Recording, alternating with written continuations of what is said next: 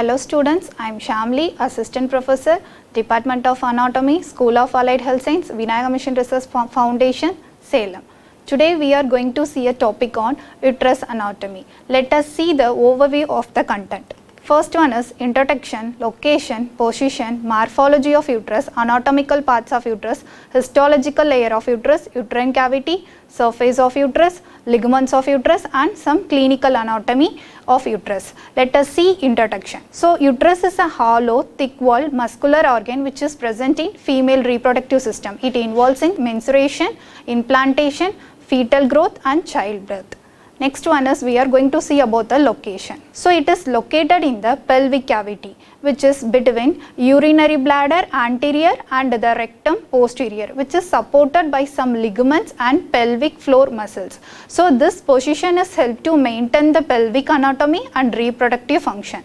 Here in this picture you can see this bladder which is located to the anterior of bladder which is anterior and rectum which is at a posterior position. So this is the location of the uterus. Next we are going to see the position of uterus. The normal position of uterus which is anteversion and anteflexion. Let us see what is anteversion and what is anteflexion.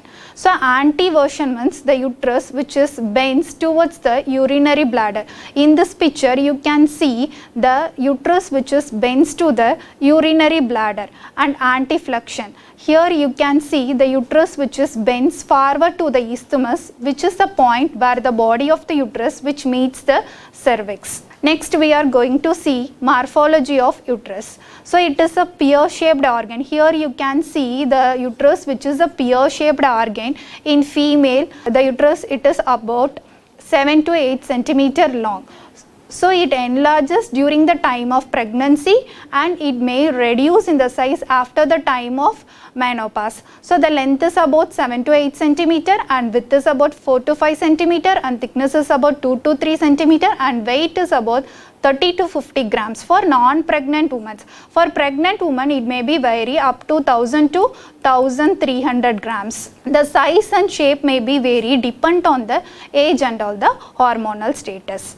Next we are going to see the anatomical parts of uterus. There are mainly 4 parts which are present in the uterus. The first one is fundus. Fundus is the upper part of the uterus and body which is the central portion of uterus. Next one is isthmus. Isthmus which is located between the body and the cervix, and cervix which is present in the lower cylindrical part which is going to open our vagina. Let us see in deep of anatomical parts. First one is fundus. Already we seen the fundus which is located at the upper portion.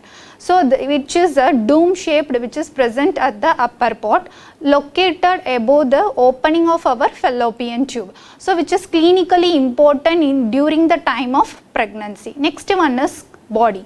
It is also known as corpus. So here you can see the body is the central and also the largest part of the uterus. So here where the implantation is typically takes place. So it contains some uterine cavity. Let us see what is uterine cavity in later. Next one is isthmus. Isthmus already we discussed. It is a narrow region which is present between the body and also the cervix. So which forms the lower uterine segment during the time of pregnancy. Next one is cervix. Cervix is the lower cylindrical part that opening into the vagina. It has 2 openings. One is internal opening, another one is external opening. The internal opening which is opening towards the uterus and external opening which is opens towards the vagina. So here we are having 2 types of opening. Next we are going to see the layers of uterus. We are having 3 layers. One is perimetrium. Perimetrium which is the outer layer, and myometrium is the middle layer, and endometrium is the inner layer. Let us see how it is going to happen in a uterus. So first one is perimetrium. Perimetrium already we seen it is the outermost layer. So it is derivated from the peritoneum. Peritoneum which covers all the abdominal cavity. It consists of some epithelial tissue. So it covers most of uterine surface up to the junction where the point of the uterus which meets the cervix. Next layer which is called myometrium. Myometrium, it is also known as the middle layer. So it is a thick layer which composed of some smooth tissue or smooth muscles, which is important during the time of uterine contraction, during the time of childbirth. Next we are going to see endometrium. Endometrium is a inner layer of uterus. It is a inner layer of uterus which undergoes the cyclic changes during the time of menstrual cycle. Here we are having two layers. One is functional layer, another one is basal layer. The functional layer, this functional layer which is going to shuts during the time of menstruation, and basal layer helps to regenerate the functional layer after each menstrual cycle.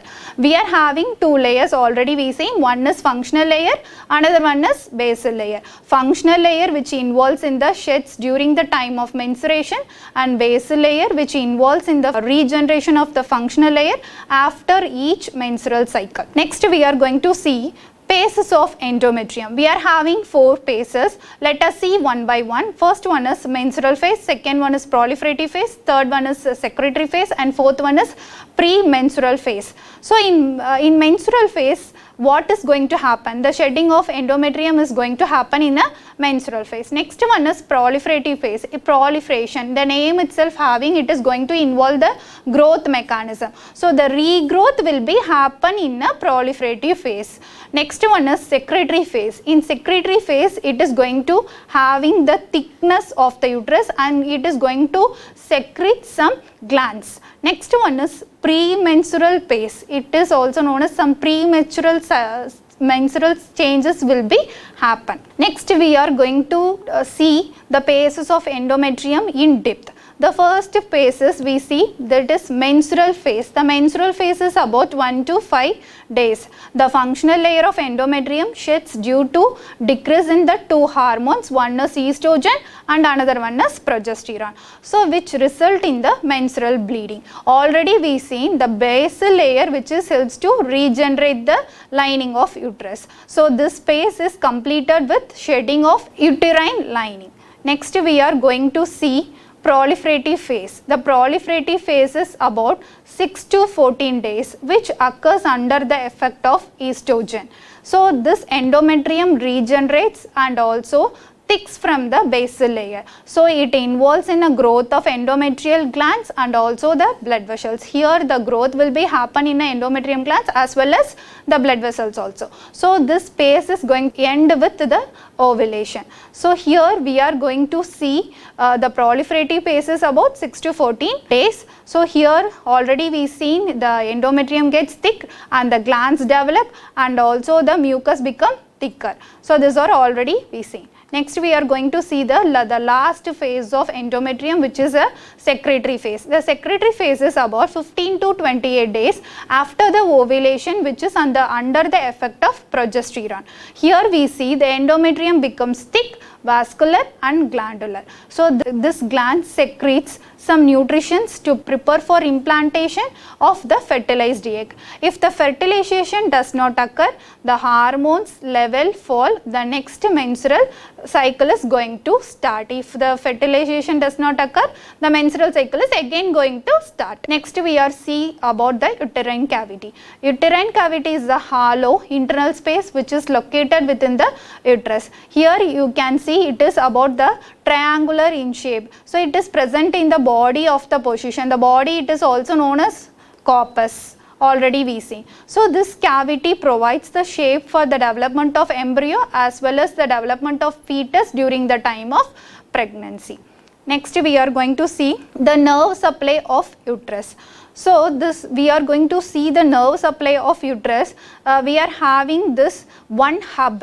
It is called inferior hypogastric limbs, which going to send the nerve signal to sympathetic and also the parasympathetic nerves. In sympathetic nerves, it is about T10 to L2. T stands for thoracic 10 and L stands for lumbar 2. Here it is going to happen, uterine is going to contract and also the menstrual pain is going to start. In parasympathetic nerves, which is about S2 to S4, which is sacral 2 to sacral 4. Here the uterine is going to relax and the increased blood flow is happen. Here we can see the sympathetic pathway or involved in a pain and stress, and also the parasympathetic pathway which involves in the peace and relaxation. So the pain which starts from the body of the uterus and the relaxation will be happen from the end of the cervix. So this is the nerve supply which is happen in the uterus. So next we are going to see surface of the uterus. The uterus is divided into two surface. One is anterior surface, another one is posterior surface. First we are going to see anterior surface. Anterior surface, it is also known as vesicle surface. So it is flattered and covered by peritoneum. Here you can see it is covered by the layer of peritoneum. Already we see peritoneum is which covers the abdominal areas. Here also it is covered by the peritoneum. It faces to our bladder. Here it is going to faces our bladder. So the peritoneum between the uterus and the bladder which forms the vesicounterine pouch. Let us see what is vesicounterine pouch. So vesicounterine pouch is a shape space between uterus and the bladder. Next we are going to see posterior surface. Posterior surface is also known as intestinal surface. The posterior surface is more complex when compared with the anterior surface. Here it is going to face on the rectum and sometimes it is going to face our intestine also. The peritoneum here forms the recto-uterine pouch. It is also known as pouch of Douglas. So here we can see it is known as recto-uterine pouch. It is also known as pouch of Douglas. Next we are going to see ligaments which going to support the uterus. Already we seen the ligaments which are help to maintain the position of the uterus. One is anteverted and another one is anteflexion position. Ligaments are divided into two categories. One is true ligaments, another one is false ligaments. True ligaments. There are some true ligaments which are present. One is cantrial ligament which is main support of our uterus. Next one is uterosacral ligaments which is going to connect the cervix to the sacrum. Next one is bibosacrical ligament which is going to extend from cervix to the biboic bone. Next one is round ligament of uterus which is going to connect the inguinal canal to the labia major. Next one is false ligaments. Here we are having three ligaments in false ligaments. One is broad. So the broad ligaments which is going to support the ovaries and also tubes. Utrovesical fold which is going to connect between the uterus and also the bladder. Next one is recto-uterine fold which is going to present between the uterus and also the rectum. So here you can see it is present between the uterus and also the rectum. So these are some ligaments. So these ligaments are going to help to maintain the position of the uterus in the both direction. One is anteversion and another one is anteflexion. Next we are going to see about the clinical anatomy of uterus. So let us see what are the diseases which is associated with the uterus. First one is uterine fibroid. Next one is endometriosis, adenomyosis, uterine prolapse and endometrial cancer. Let us see one by one. First one is uterine fibroid. Uterine fibroid or the non-cancerous, it is a type of benign tumor which is growing in the smooth muscles that develop in the wall of the uterus. These tumors are very common in the female reproductive age, may occur like a single or multiple nodes will be present inside of the uterus. It may be single or multiple growth of abnormal tissue which is inside our uterus. So the main causes, it may be due to some hormones like estrogen and progesterone will develop the fibroid growth.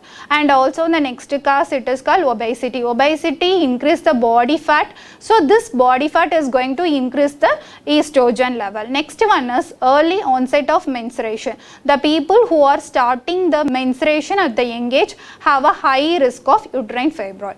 So this is about uterine fibroid. Next we are going to see about the endometriosis. Let us see what is endometriosis. Endometriosis is a gynecological disorder which is happen in our endometrial tissue. So here what is a condition called endometriosis? Let us see. So endometriosis like the tissue which is grows outside of the uterus. Here you can see the endometrial tissue which is growing the outside of the uterus. This condition it is called endometriosis. So this tissue is responsible to the hormonal change during the time of menstrual cycle, which cause some pain, inflammation like swelling will be happen inside the female reproductive system, and sometimes it going to happen infertility. First one is, it is divided into 4 grade. First grade is a minimal endometriosis, second grade is mild endometriosis, and third one is also a moderate endometriosis, and fourth one is a severe endometriosis. It is a final condition, the people who are suffering from the gynecological disorders. Next we are going to see adenomyosis. Adenomyosis is a type of benign gynecological condition which is going to occur in the endometrial tissue, that is the lining of our uterus, which is grown into the muscular layer of the uterus. So the outer layer which is grown inside of the myometrium, that condition it is called adenomyosis. So this cause of the uterus become enlarged and also thicked. In sometimes it is going to happen the painful and also heavy menstrual bleeding is going to start from the female reproductive system. This condition it is called adenomyosis. Adenomyosis is, it is called a benign gynecological condition which is happen in the inside of the uterus, where the muscular layer of the uterus which is going to have in a myometrium. So in this condition uterus become enlarged, thick, and also it leads to some painful and heavy menstrual bleeding which is happen inside the female reproductive system. Next one is uterine prolapse. Uterine prolapse is a condition in which uterus down to the normal position of vaginal canal due to weakness of pelvic floor muscles and also some supporting ligaments. Already we discussed about the ligaments which is going to help. One is true ligaments, another one is false ligaments. Here you can see the uterus which is down to the normal position of the vaginal canal. So it is due to some weakness and also weakness of the pelvic floor and also some supporting ligaments are getting weak. So this is commonly after the woman after multiple childbirth and also which is happening with the age of the people. So it is due to the multiple childbirth is a one condition, and second condition is age is another factor which is going to associated with the uterine prolapse. Next condition it is called endometrial cancer. Endometrial cancer is a malignant tumor which is arise from our endometrium, which is the inner lining of uterus. It is one of the most common cancer of female reproductive system, especially in post-menopausal women. So here you can see in this picture the cancer which is arise from the inner layer of the uterus, it is called endometrial cancer. So it is common in the people of female reproductive system, especially in post-menopausal women. Thank you students for watching.